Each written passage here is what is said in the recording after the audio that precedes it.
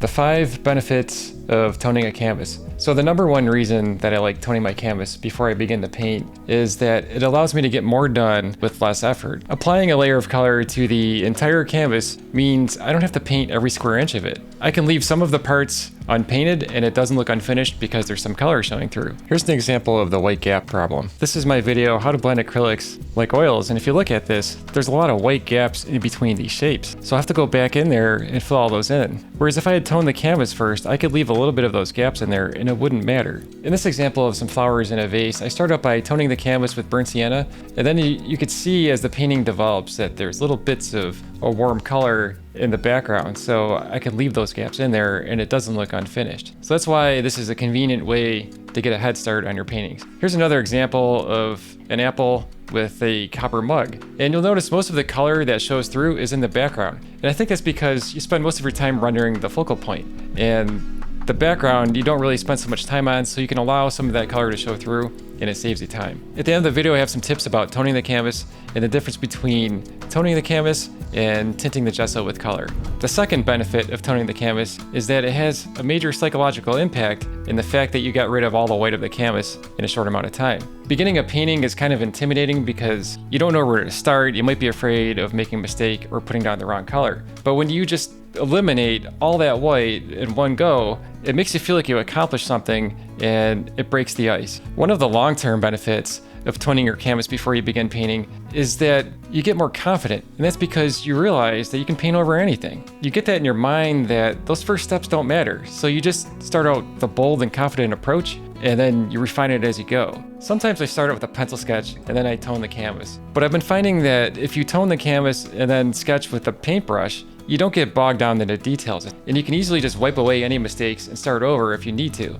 You can even use that to your benefit, where if you want to add some highlights, you just take a rag and wipe away some of that color. And that leads me to the next benefit, and that is the wipeout technique. The wipeout technique is fun. It's where you take a rag and you wipe away the areas that you toned, and you could block out the basic shapes this way. It's actually a subtractive way of drawing where you're actually removing some of the paint instead of adding it. So one of the big benefits of using the wipeout technique to draw is that it forces you to draw just the basic shapes. For example, if you're using a pencil, you might get bogged down in all the details because it has such a fine point. But a rag is so blunt, you have to just focus on the major value patterns in the painting. Now, the wipeout technique works best with a slow drying type of paint. So oil paint works well, and then if you use acrylics with retarder or slow drying acrylic like open acrylics, you can use the wipeout technique. So here's an example of a painting that I did with the wipeout technique in acrylics. I started with a layer of burnt sienna, and then I used a rag to wipe away some of the major highlight areas. If you look at that, I removed the highlight section of the lemon, the table, and the left side of the glass.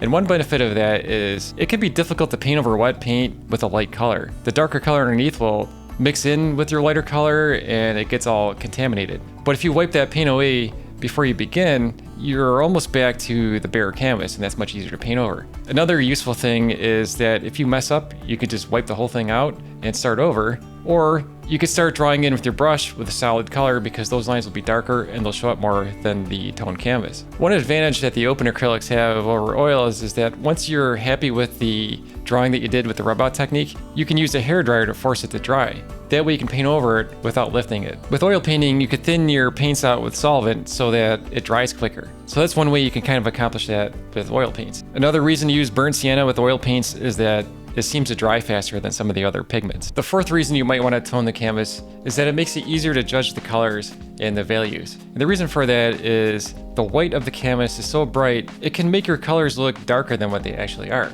In this example of a teapot painting, the teapot looks like it's white, but if you actually isolate that color from the surrounding colors, it's much darker than you actually think it is. So if you begin with like a neutral gray or a color like burnt sienna that's like a middle value, it's easier to judge the colors. It's the same reason why artists will often use a gray palette to mix colors on, and that's because the white will just sort of make you think that the colors are darker than what they actually are, if that makes sense. And final benefit of toning a canvas is that it can make the painting look more harmonious. The reason for that is that you have a little bit of the same color throughout the whole canvas, and that unifies the painting. You might also want to take advantage of that and actually leave more gaps between your shapes. That way you have more of that color showing through. One example of that is my painting of the library at Sonnenberg Gardens. I had some cobalt teal that I hadn't used in a long time, so I toned the piece of paper with teal. And that's an unusual color to start with when the painting is mostly brown. But I like the end results. There's little bits of this like turquoise color showing through, and I probably would have never added that color to that painting if I hadn't started out with such a weird color.